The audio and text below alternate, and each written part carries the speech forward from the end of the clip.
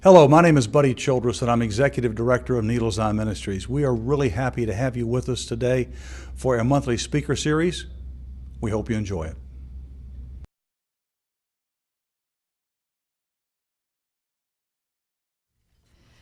I cannot tell you what a huge privilege it is for me to get to introduce Chris Withers to you today. For any of you who have been around Needles Eye for a while, Chris is a very familiar face. He's a former Needles Eye board member. He has served on our staff, and it is a thrill to have this opportunity for you all to get to know Chris a little bit better. Chris began his career in development at Alfred University, where he got his undergraduate and master's degrees. And then many of you may know Chris from his years at the University of Richmond, 32 years in development at the University of Richmond. And he retired from there in 2002 as the vice president of advancement at the University of Richmond. Chris has a reputation for being a master event planner, and so his nickname is Cecil B. DeWithers. When Chris retired, he formed his own consulting company called D. Chris Withers, Inc., and he moved his office to the Needles Eye office, which was an absolute joy for the Needles Eye staff. He started in the office about a month before I did in 2002. And wow, what a privilege to have that man across the hall for 8 years.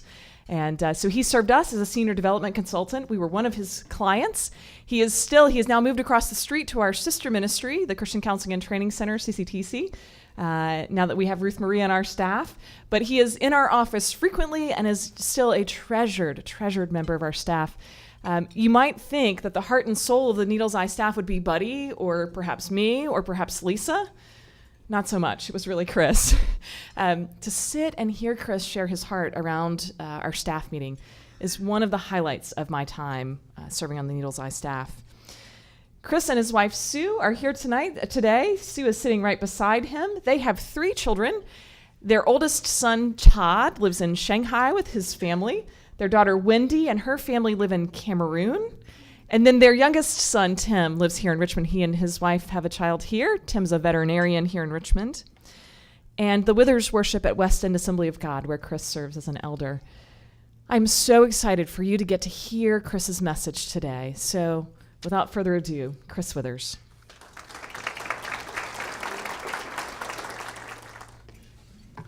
Hello, everyone, and thank you for coming. It's a real privilege to be here and to share my story. Can you hear me all right? Do I need to adjust this in some way? Okay. What I want to do is tell you my faith journey that is going to take about 20 minutes. If Buddy was here, he would say 20, not 21. It has to be exactly 20 minutes. I want to be totally open about some of the choices I made and the consequences of those choices and some of the ways in which God got my attention. And because I want to be really transparent, I'm going to rate this PG. God did something wonderful and made something wonderful out of something that was pretty lousy. I don't like what I was, and I don't like what it took to get my attention, but it was worth it. So mine is a story about a slow leak in a marriage, not a blowout.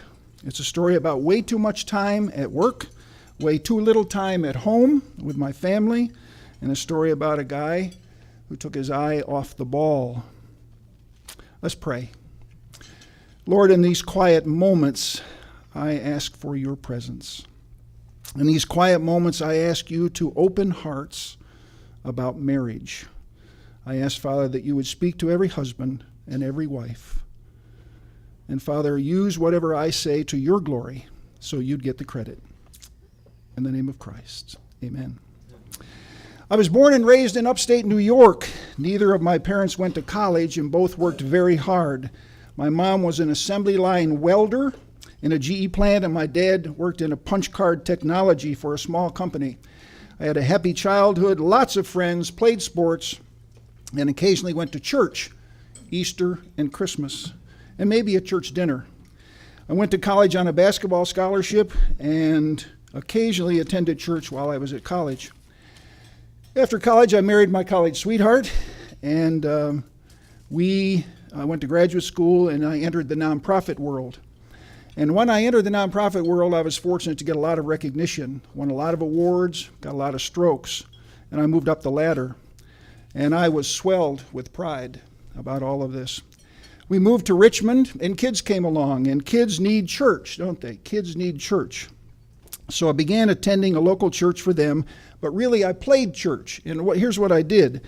I really took the offering envelope out of the pew and made notes about the pastor's delivery, saying, you know, he would do a lot better if he moved away from the podium, if he used his hands a little bit more, if his tone had a lot of inflections. I mean, that's what I did. I was playing church. Things were good at home, so I thought, and great at work. But in the late 80s, a new president took over at the university. And when he did, I had to earn my stripes all over again. It's a little bit like a merger. When a merger comes into your company and you have to earn all over again. I thought, why do I have to do this? I've proven myself. I've gotten a lot of strokes, and I'm important. So I redoubled my effort, and here's how I redoubled it. I was so insecure that I got up at 4:30 in the morning, and I went to work. I went there so I could be first to make the coffee, first to send a memo to the president, first to meet the staff and say, look, I've been here since 6. I got home at 6 o'clock at night, had dinner, took my newspaper, went to the bathroom, watched Cheers, went to bed, and started all over again the next day. And I thought things were going great. But really what had happened is I had overrated myself. I occasionally went to church, gave to the United Way, didn't do any drugs, no stealing, no murder. But I since learned that God doesn't grade on a curve. My wife and I were going down parallel roads. Oh, I began working harder and longer, calling in daily while I was on vacation, and I wore a mask. I went to a lot of activities that the kids were in, a lot of swim meets, but while I was there, I was working the crowd. I was working the crowd and politicking, paste on that smile, drive. Well, things began to unravel at home. My wife and I were arguing, bickering all the time. And as I got more and more involved at work, Sue became more and more uninvolved with me and more involved in other things and other activities. I wasn't sharing at home what was going on. I certainly wasn't sharing it at work. I was a pretty lonely guy. It was a downward spiral, and I was dying inside. She was discouraged, and I was oblivious to what was going on. Finally,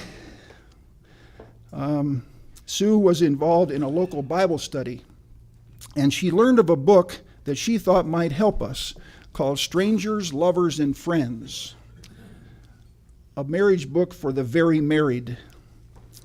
And she asked me to read it, and I tossed it aside at first, and when I picked it up again, I turned immediately to the chapter on sex. I said, if we can fix that part of our marriage, everything else will fall in line. Shortly after that, Sue went to Atlanta to visit our oldest son. And while there, Todd said, oh, Mom, how are you and Dad doing? And she said, we're not doing very well. He said, what? I don't know what's going to happen to us. No, not my family too. This is happening all over. No, not my family. I mean, Dad always said family first. My problem was my pride. My problem was trying to be in control. But this came to a crashing end on July 23rd, 1989. I remember it like it was yesterday. It was a Sunday. Things are lousy at work. Things are lousy at home. They're lousy really everywhere. I was fighting with staff at the University of Richmond, my boss in particular. Sue and I hadn't talked really for weeks. We were writing notes back and forth. And finally she said to me about 5 o'clock in the afternoon, do you want to talk? I said, do I want to talk? You bet I want to talk. I got a list right here of everything you've been doing wrong. If you really cared about our marriage, you would. If you really cared about our marriage, you would. I had a whole list of everything she was doing wrong. And she was so calm, it was disconcerting. And I finally said to her, where am I in your list of priorities? And she said, you're not first or second. You're probably like maybe 6th or 7th. And I said, whoa. Really? She said, really? She said, really? That's not... Well, she was emotionally drained. She said, you wouldn't even read the book I gave you to try and help our marriage. She was emotionally drained. And she had divorced our relationship spiritually and emotionally in her mind. She was done. She's a nurse. She worked the night shift at Chippenham Hospital. Sunday night she went to bed about 6:30 or 7. When she went to work, I went and got this book. I found it and I went out and sat on the deck. And I began to read.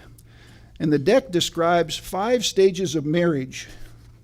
And the 5 stages of marriage are dream world, disillusion, misery, awakening, and real love.